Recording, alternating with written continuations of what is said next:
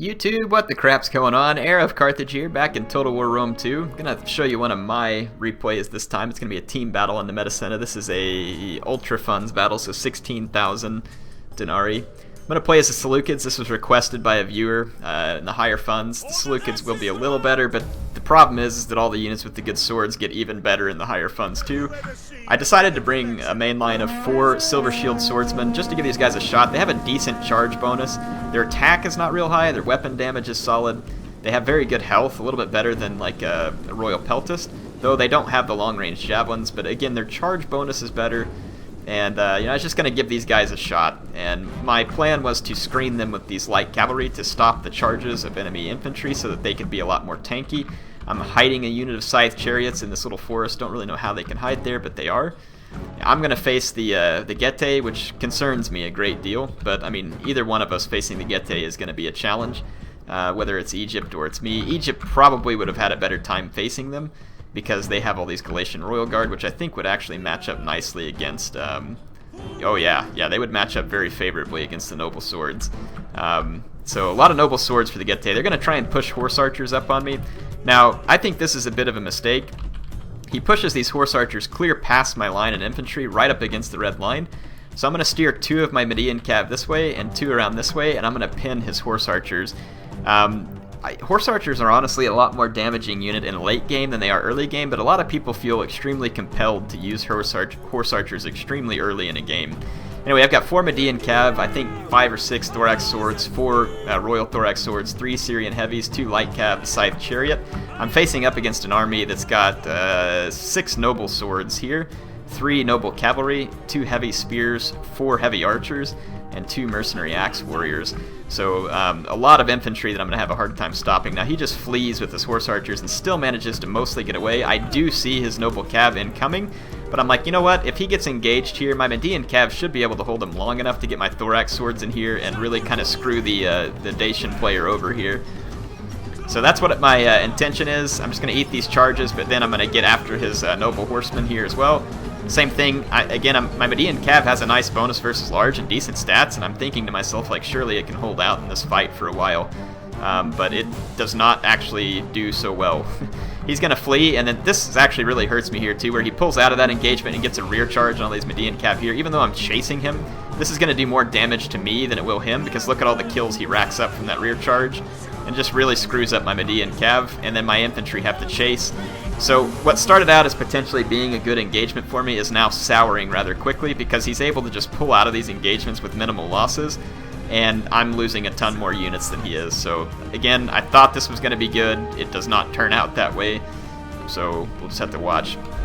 Hippeus Lancers here coming up for Massilia. They're going to try and get some charges. There are pikemen supporting, but they're not in pike phalanx. If this Hippeus Lancer comes all the way in, it's going to be very effective. Didn't have a charge order on the pikes, so it didn't actually probably get a ton of kills on the pikes, but this is bad for Egypt. These Rhodian slingers there were at massive risk, but now these Hippeus Lancers are going to take some beating. Back over on my side, I'm still just trying to damage the Noble Horse, and I do, fortunately, at least cause a lot of damage to one of the Noble Horse. I even bring my Light Cav over, but I'm going to go ahead and pull these guys back. This is a mistake, because now it leaves my main line open to a charge from these enemy infantry. And I was thinking these guys had closer to a 30 charge bonus, but it's actually 36. And since I was thinking it was 30, I wasn't super worried about my Silver Shield Swords going on a charge. So again, this is a mistake. Should have kept these guys over here and then just kept infantry units posted over here to hold the flank from these Noble Cav, and then just let my guys continue to grind this fight out.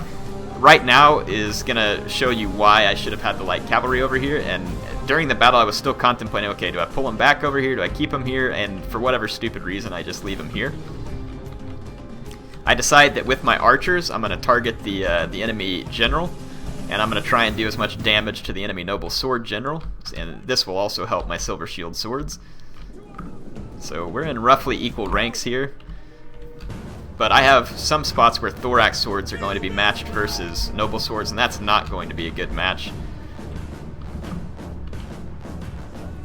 Okay, so my archers are opening fire, his archers are opening fire as well, so my guys are taking fire. I'm going to go ahead and engage his swords. I don't want to sit back and take fire with my elite infantry.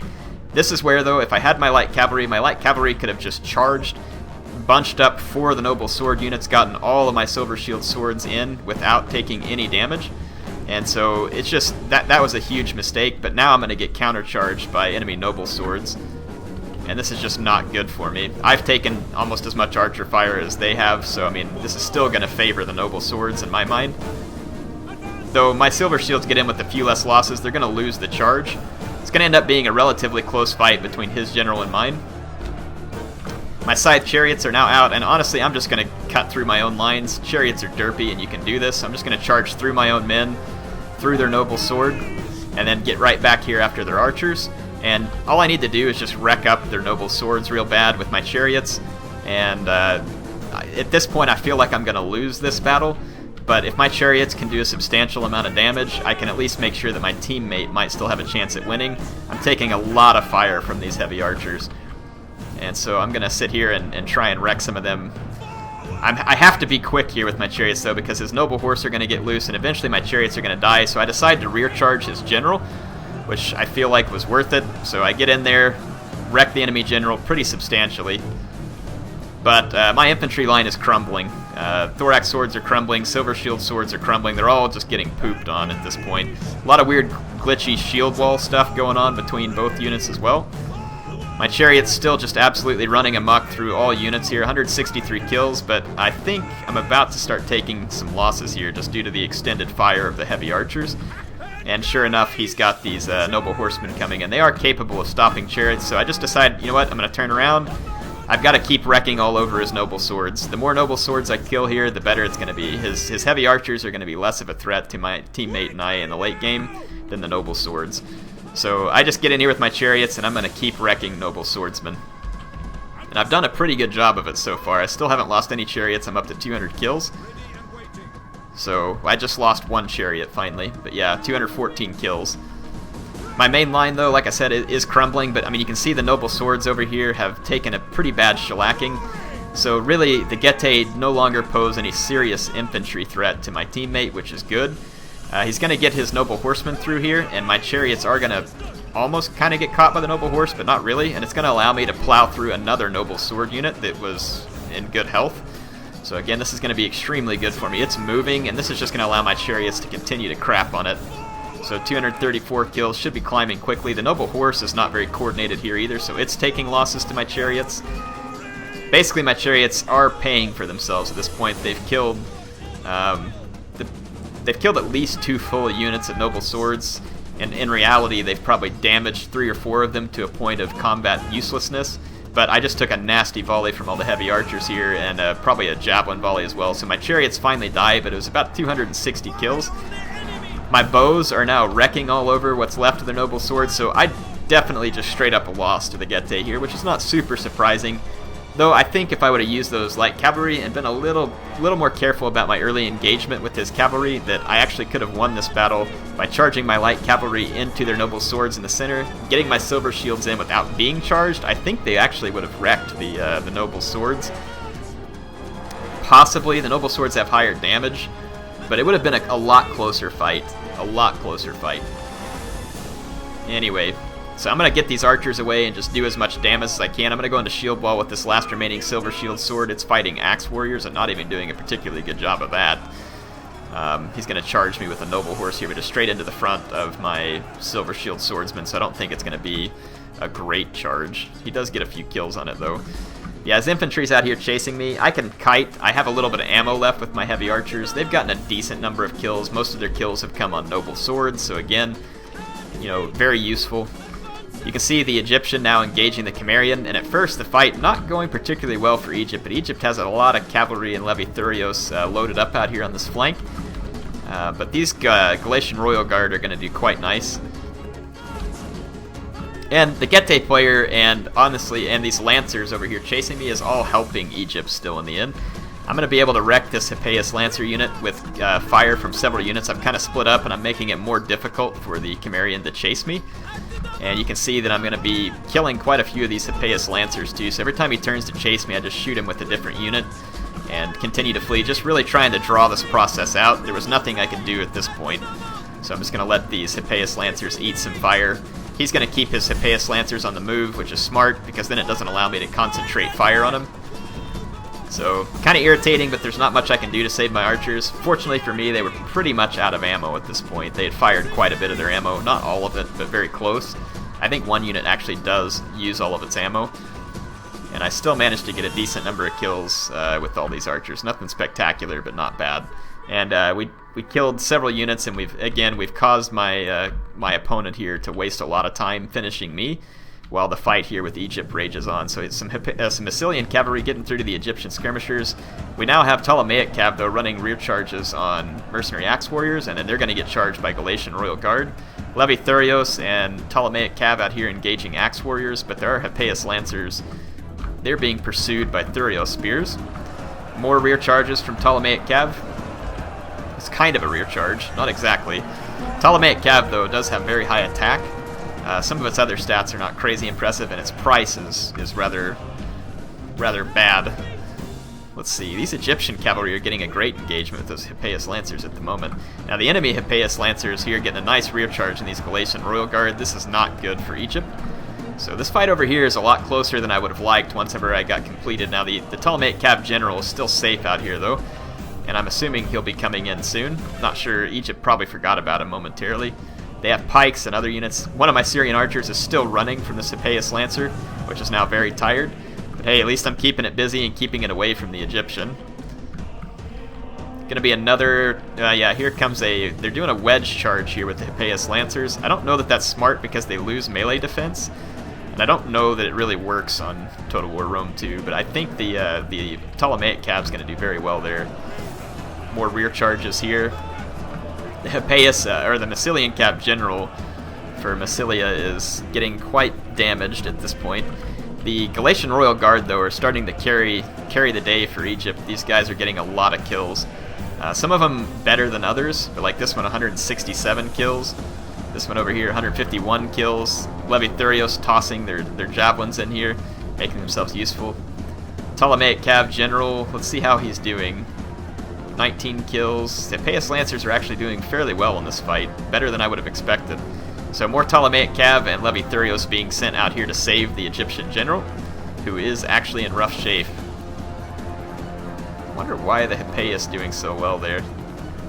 Maybe the wedge did work. I have no idea.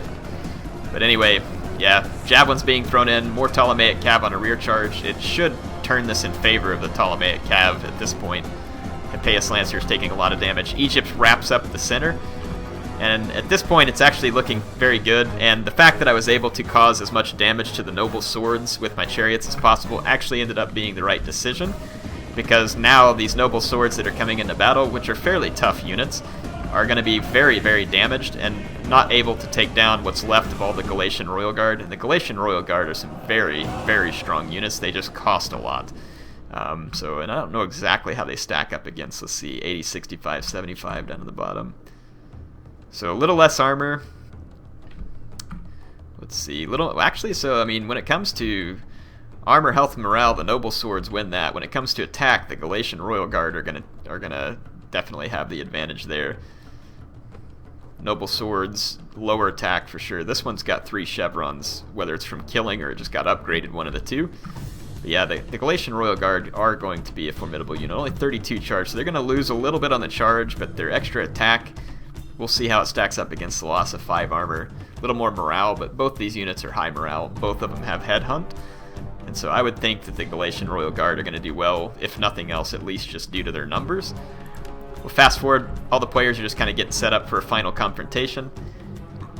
The noble cavalry are still on the field for the Dacians, but really, more importantly, there's this one pretty strong unit of Hippeus Lancers here.